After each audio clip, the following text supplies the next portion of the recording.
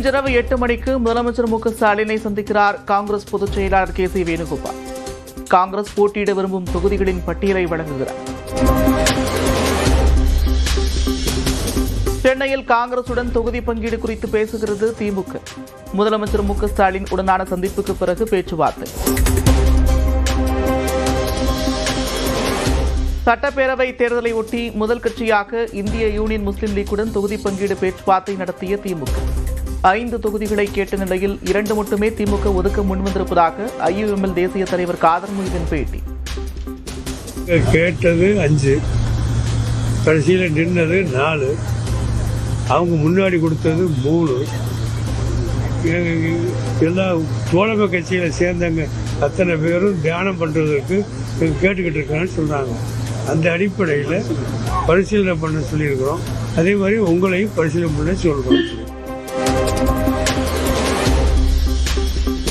புதிய கட்சிகள் வருகையால் அனைத்து கூட்டணி கட்சிகளிடமும் தொகுதிகளை விட்டுக் கொடுக்குமாறு கோர இருப்பதாக தெரிவித்த திமுக குழுவினர்.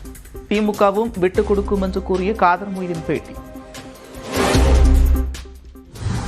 தாராளமாக கொடுக்கணுங்கிறது முதல்ல நாங்கள் வழிகாட்டுறோம். அதே மாதிரி கூட்டணியிலே உள்ள கட்சிகளில் உள்ளவர்களும் தங்களால் இயன்ற அளவுக்கு அவர்களும் கொடுத்து உதவினா இந்த வரக்கூடிய கட்சிகளை திருப்திப்படுத்த முடியும். நாளைய தொகுதி பங்கீடு பேச்சுவார்த்தைக்கு மக்கள் நீதி மய்யம் கட்சிக்கு அழைப்பு விடுத்த திமுக. மதிமுக மனிதநேய மக்கள் கட்சியுடனும் நாளை பேச்சுவார்த்தை.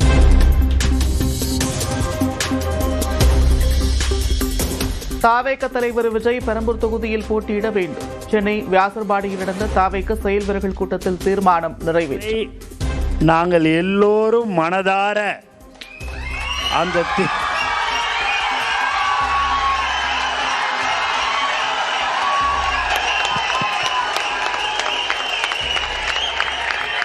மனதார ஏற்றுக்கொண்டு உங்களுடைய விருப்பத்தை தலைவர் அவர்களிடம் சொல்லப்படும்.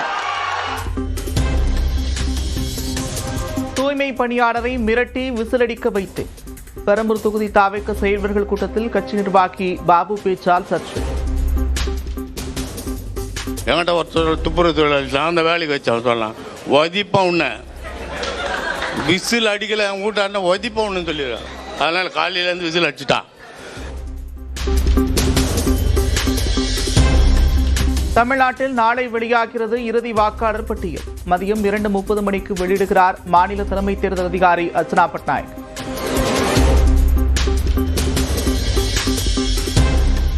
திருப்பூரில் கைதான வங்கதேசத்தைச் சேர்ந்த 6 பேர் பற்றி திடுக்கிடும் தகவல். பாகிஸ்தான் உளவுத்துறையுடன் இணைந்து தீவிரவாத தாக்குதல் நடத்த சதி திட்டம் தீட்டியதாக டெல்லி காவல்துறை தகவல். மக்களுக்காக வாழ்ந்த தலைவர் ஜெயலலிதாஜி என்று பிரதமர் நரேந்திர மோடி புகழார். இன்றும் தமிழ்நாட்டில் ஜெயலலிதா மீதான மக்களின் அன்பை பார்க்க முடிவதாக மனதின் குரல் நிகழ்ச்சியில் பெருமிதம். जयललिता जी ऐसी ही एक लोकप्रिय लीडर थी. 24 फरवरी उनके जन्मदिन का अवसर होता है. तमिलनाडु के लोगों का उनसे लगाव कितना गहरा था यह मुझे आज भी राज्य के दौरे में दिखता है. திமுக ஆட்சியில் சட்டம் ஒழுங்கு சீர்குலைந்து விட்டதாக அதிமுக பொதுச் செயலாளர் எடப்பாடி பழனிசாமி குற்றச்சாட்டு. திருப்பூரில் பயங்கரவாத சதி திட்டம் தீட்டியவர்கள் கைது செய்யப்பட்டதை குறிப்பிட்டு கண்டனம். பாஜகவிற்கு எதிராக திமுக ஜனநாயக போர் நடத்தி வருகிறது. கோவையில் திமுக மேற்கு மண்டல மாநாட்டில் துணை முதலமைச்சர் உதயநிதி ஸ்டாலின் பேச்சு. திமுகவை எந்த நேரத்திலும் யாராலும் அழிக்க முடியாது. கோவையில் திமுக இளைஞரணி நிர்வாகிகள் சந்திப்பில் துணை முதலமைச்சர் உதயநிதி ஆவேசம்.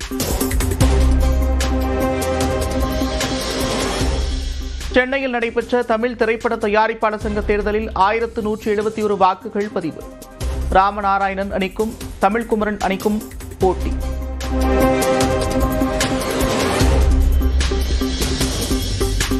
தயாரிப்பாளர் சங்கத்தில் உள்ள பிரச்சனைகளுக்கு தீர்வு காண வேண்டும். சங்க தேர்தலில் வாக்களித்த பிறகு நடிகர் ரஜினிகாந்த் வலியுறுத்தல். எல்லாருக்கும் தெரியும் ப்ரொடியூசர்ஸ்க்கெல்லாம் நிறைய ப்ராப்ளம்ஸுங்க இருக்குது, நிறைய பிரச்சனைங்க இருக்குது. யார் தேவைப்பட்டு வர்றாங்களோ அவங்க வந்து முக்கியமான ப்ராப்ளம்ஸை எல்லாம் சால்வ் பண்ணுவாங்கன்னு சொல்லி எனக்கு நம்பிக்கை இருக்குது. சால்வ் பண்ணணும். நன்றி. தேங்க்யூ. ஜனநாயகன் திரைப்படம் தொடர்பான வழக்கு நீதிமன்றத்தில் இருக்கும்போது எப்படி குரல் கொடுக்க முடியும்? ஜனநாயகன் பட தயாரிப்பாளர் தங்களை அணுகவில்லை என்று நடிகர் விஷால் பேட்டி. திருமணம் குறித்து பேசும்போது கட்டான கரண்ட். நடிகை ஐஸ்வர்யா ராஜேஷ் செய்தியாளர் சந்திப்பில் கலகலம். மேட்டுப்பாளையம் நல்ல பசங்க இருக்காங்களா? எல்லாருமே நல்ல பசங்க. போச்சு, கரண்ட் போச்சு. என்னடா பசங்க அப்போ நல்ல பசங்க இல்லையா? கரண்ட் வந்துருச்சு.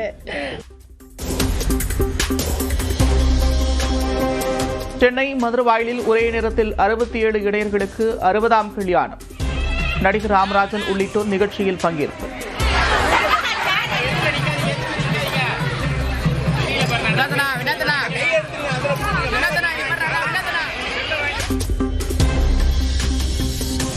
மதுரை, திண்டுக்கல் மாவட்டங்களில் இன்று கனமழைக்கு வாய்ப்பு. தென் தமிழ்நாட்டில் மிதமான மழையும், வட தமிழகத்தில் லேசான மழை பெய்யும் என்றும் தகவல். ஏஐ மாநாட்டில் சட்டைகளை கழற்றி போராட்டம் நடத்தியதன் மூலம் நாட்டை காங்கிரஸ் இழிவுபடுத்திவிட்டது. இந்தியாவிற்கு பெரும் சுமையாக காங்கிரஸ் மாறிவிட்டதாகவும் பிரதமர் நரேந்திர மோடி விமர்சனம்.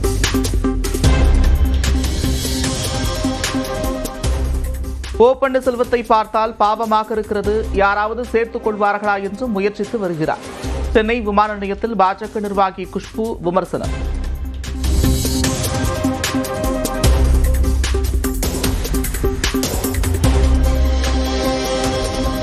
ஓ பன்னீர்செல்வம் பசுந்தோல் போர்த்திய புலியாக இருக்கிறார். முதலமைச்சர் மு.க. ஸ்டாலினை புகழ்ந்து பேசிய நிலையில் டிடிவி தினகரன் விமர்சனம்.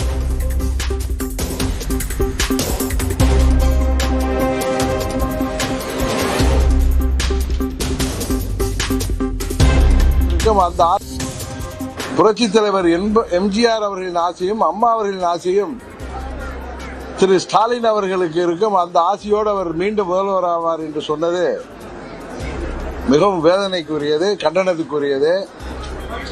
பன்னீர்செல்வம் ஒரு பசும்போல் தோற்றிய புலியாக இத்தனை காலம் இருந்திருக்கிறார் என்பது தெளிவாக தெரிகிறது.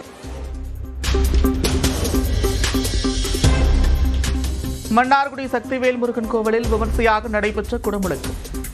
குளித்தலை ரத்தனகிரீஸ்வரர், கொல்லங்கோடு பத்ரகாளியம்மன் உள்ளிட்ட கோவில்களிலும் குடமுழுக்கில் குவிந்த பக்தர்கள்.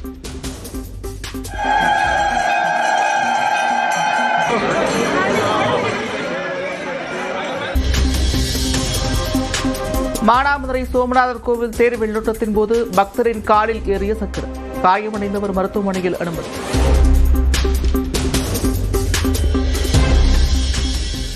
மாயாவி திரைப்பட நடிகை விஷ்ணுபிரியாவின் தந்தை கொடைக்கானலில் கொடூரமாக கொலை.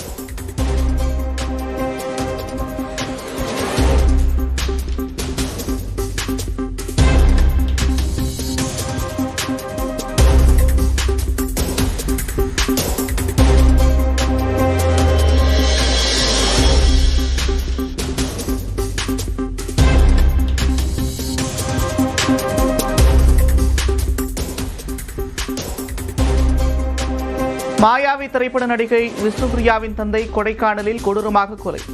முகத்தை டேப்பால் மூடி மூச்சு முட்ட வைத்து கொலை செய்த கொடூரம்.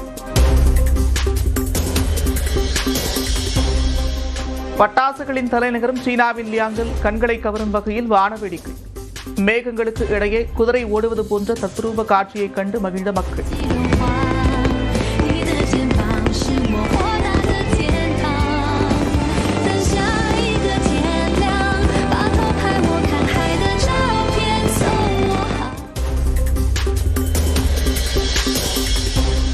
காட்ஸில்லாவின் புதிய படத்தை விளம்பரப்படுத்த அமெரிக்காவின் லாஸ் ஏஞ்சல்ஸில் 3000 ட்ரோன்களுடன் பிரம்மாண்ட ட்ரோன் ஷோ. 500 அடி உயரத்தில் காட்ஸில்லா தோன்றிய நிலையில் ட்ரோன் ஷோ கின்னஸ் சாதனை படைத்து அசத்தல்.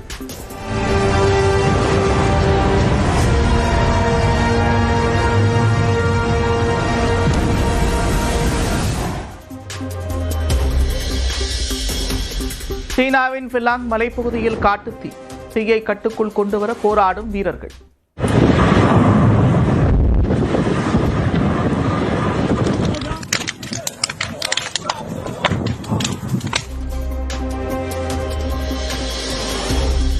அமெரிக்காவின் அழுத்தத்திற்கு ஈரான் அடிபணியாது. ஈரான் அதிபர் மசூத் திட்டவட்டம்.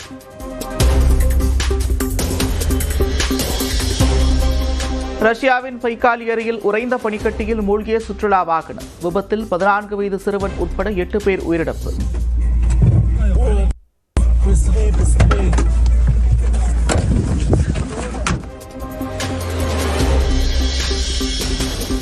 சீனாவின் யுலாங் நதியில் தங்கநாக ஊர்வல திருவிழா. விளக்குகளால் அலங்கரிக்கப்பட்ட படகுகளை கண்டு பார்வையாளர்கள் மகிழ்ச்சி.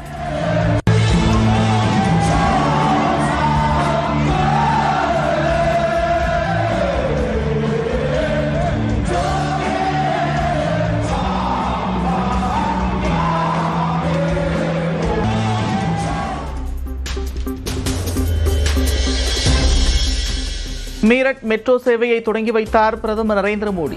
120 கிலோமீட்டர் வேகத்தில் செல்வதன் மூலம் நாட்டின் அதிவேக மெட்ரோ ரயில் சேவை தொடங்கியது.